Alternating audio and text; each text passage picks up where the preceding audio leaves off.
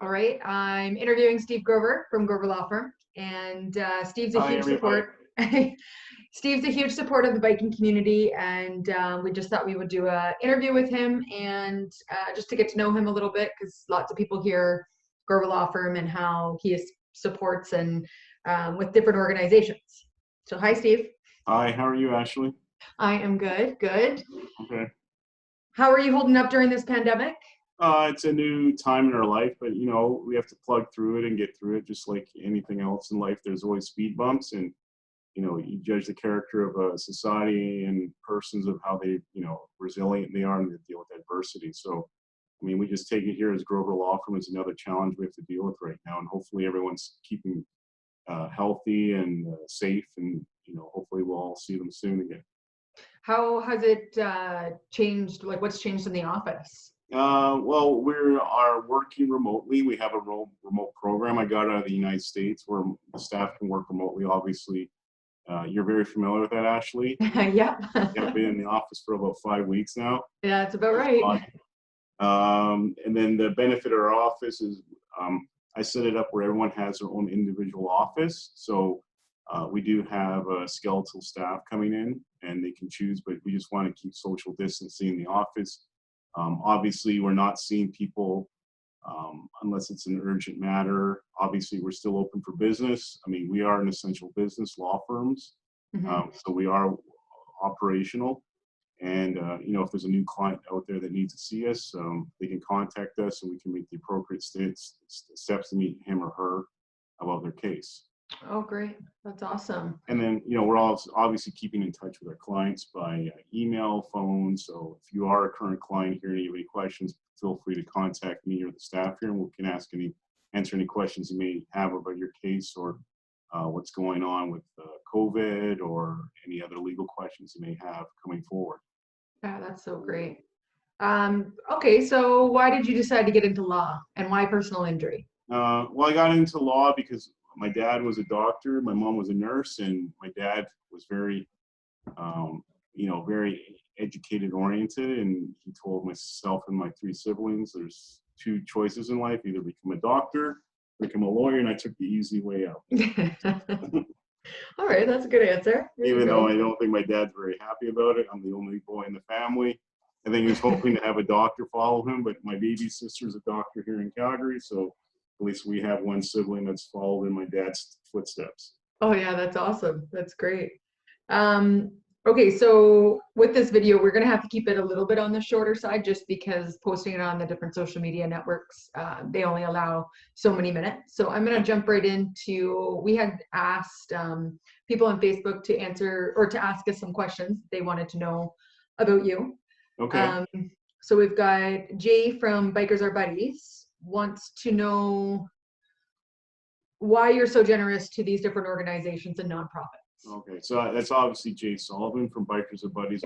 Yeah. We're trying not to say last names, but yeah, that's him. But I think most people know who Bikers Are Buddies are. They're a great group in Alberta. They're helping out kids, and we're glad to sponsor them every year. I think they're even going Canada-wide. Like they've got a group in Kelowna and. Okay. Yeah. Anyways, so they're a great group, and we gladly support them here at Grover Law Firm. But I mean, my parents always, taught myself and my sisters, there's 2 types of people in life. There's givers and there's takers. And I just think it's really important to be a giver. And, I'm not looking for anything in return. I just want to help people out. I mean, I'm a huge motorcyclist myself, obviously. I love to ride bikes, and it's a big hobby of myself, and it just allows me to give something back to the community. And it inspires me every day to come to work, because obviously we need money to survive, we want a career, but if I can give something back to the community that I really care about, it just gives me more initiative to get up in that morning and go to work and pound the sand like everyone else that has a job in life. Yeah, that's awesome. I was going to ask you, we had Kat ask, how did you become a motorcycle lawyer? But you kind of just answered it. It's more of a passion for you. Yeah, I mean, and obviously when I hired you, Ashley, your passion is motorcycling. You founded One Broken Biker, and now you can have a job and follow your passion too. And I enjoy civil litigation. I enjoy being a lawyer. At the same time, I mean, I have a passion for motorcycling, and unfortunately, there are people that are injured in motorcycle accidents caused by other parties' negligence, and it just gives me inspiration to work for them and make sure that they get the reasonable compensation they're entitled to, and make sure they're taken care of. Yeah, And, that's absolutely like one of the reasons why I love working at the law firm, because it's motorcycle heavy. So and I love motorcycles. So okay, I just thought you enjoyed our free coffee here. yeah, that's what it was. That's what it is. Well, I don't get it anymore because I'm working from home. Well, I mean, you're always welcome to come by for Starbucks or Tim Hortons. We still have it here. And cafe, we're still operational. Yeah, In the exactly. economy. Yeah. Okay, so Troy, what started his love for motorcycles? I mean, just as a little kid, my dad had we had a ranch out in Brad Creek, and I had friends that had places on Springbank. And growing up, I mean, obviously you ride bicycles, and then I got into dirt biking with my buddies, and and then I took a break from motorcycling later on in my late teens, and then I got back into it with in my 30s, and it's just something that I'm passionate about, and I love doing it, and Yeah, so it just works well. Works well, exactly. Yeah, putting it together with your work. So it's yeah.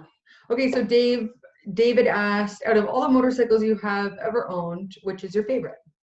Yeah, I mean, I like two bikes I have in my collection. Obviously, a Harley Fatball 2019. It's a burnt orange one, and then I like my Ducati Pikes Peak Ducati bike. It's like an adventure, but it's a sport bike. If there's one bike you can have, it's probably the Pikes Peak, where it's like a sport bike. It's an adventure bike. It's a touring bike. It's an urban bike. So I like both bikes. I mean, yeah. I can't say one over the other, because probably one will be upset I didn't like the other one. So might as well keep them happy. Yeah, absolutely. I love that. Bob wants to know, why did you choose One Broken Biker, and how did that relationship start? That was like maybe 4 or 5 years ago we met. I think we're on our 5th year of you sponsoring us. Yeah, and I mean, obviously, even before I met you and started really getting heavy into sponsoring the motorcycle community here in Alberta and BC, we had a booth at the motorcycle show every year, and I think it was 4 or 5 years ago. I was aimlessly walking around, looking at all the bikes, checking out all the booths, and came across One Broken Biker, and I think it was Super Glenn. Yeah, Glenn P. Yeah, asked him what you guys are all about. We exchanged cards, and it just it was really inspirational for me to see a group out there that's spending their time, their money to go out and support the motorcycle community, especially injured riders, because if you're in an accident, you're in the hospital, and no one knows that you're there, and you guys as a group go out there and give them a care package, and it's just not only giving them a care package, but I think part of life is that social psychological support of the group coming to meet someone that's injured in the accident and understand what they're going through. Yeah, that's exactly literally what we wanted to come from our organization, and it's great that that's how you feel that we are, right? It's worked out well now, almost 5 years or 6 years now, I think. Yeah, you donate a bike to us every year, and that's a huge way of us raising money. Like, we gave out $80,000 last year, and half of that was from donations based off of the motorcycle. So it's a huge. Last year's Fatball 2019. Now we got the Street Glide 2020. This year we're going to get a nice sweet Street Glide, so hopefully everyone gives you a lot of donations. Hopefully that at some point we can get back to doing bike nights, because that's a huge revenue stream for us to really bring in money for the injured riders. But the way we do it is every year we're always raising money for the following year. So this year we're good. It's going to be next year that we have the big problem. Okay. Right? So, but okay. So Dave wants to know, do you think motorcycle training should be mandatory? I think it probably, it should be mandatory. I meet a lot of people out there that, they rode dirt bikes growing up like me, and they got their class 6. But I think it's safety that's important, number one. I know in the United Kingdom, I think it's required to have a motorcycle class course, and there's classes you can go up by CCs. I think Ontario has the same thing. They have to take gradual steps to go up to. I want to say BC does too. Yeah, you may know more than I do, because you're hanging out in Kelowna all the time. Yeah.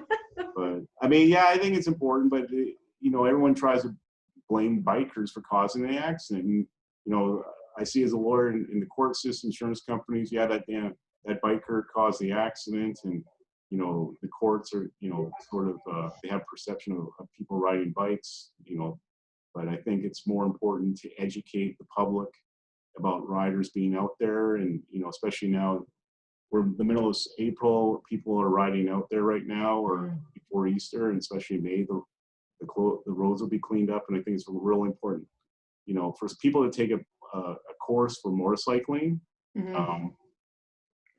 but also to educate. I think the government and groups like OBB and even Grover Law Firm should get out there and educate the public generally. Hey, be aware of motorcyclists out there in the summertime. Yeah, exactly. 100%. That's what we want to do. Hopefully we get lots of riding in this year. Yeah. Not sure if that's going to be. I think it'll be okay. Don't worry. Yeah, try not to worry. I try not to worry. Is there anything else like we No, I just want to make sure everyone's safe out there. I mean, I know we're going through this, you know, pandemic right now, and that happened like in 1918, 1919 with the Spanish flu, and you know, everyone's antsy to get back to work, but I think you don't want to go back to work too quickly, because it could spike again on the infection rates. But, you know, to keep people entertained, you know, we do have a lot of swag out there. So, I mean, I'll let people know again of my book I wrote a couple years ago, Ride Hard, Ride Safe. So if anyone needs a copy of that book, they can contact the office or contact you, Ashley, since you're our marketing coordinator, and I can sign it personally to whoever wants it. And then just to keep you snugly and warm when you're, you know, isolating at home with your family or by yourself, you can always ask us for a baby Winston. Yeah, and, I think I got one right there. Yeah. So anyone who wants a baby Winston, you know, especially now, social isolation is pretty lonely other than Netflix and Crave. But if you want a baby Winston, contact Ashley or myself, and we'll gladly send you one. We'll get some way to get it out there. Don't worry about it. We'll pay for the delivery. Yeah. Okay? I think Winston would be very happy to have a little more baby Winstons out there. Yeah, I think so too. You gotta beat Mickey Mouse. Yeah. Okay? Awesome. That's great. Yeah. Okay. So we're going to do this again next week, but you're going to interview me. Is that right? Yeah, I guess so. If you want to, I'll gladly interview you. So, like, obviously, if people have questions, you know. Yeah, we'll put it out and see what we can get. Okay. Okay. Thank you so much, Steve. Okay. Everyone stay safe and ride hard, ride safe, and hopefully I'll see you out in the street pretty soon on your bikes. Okay. Yeah, absolutely. Okay. Take care. Yeah. Bye-bye.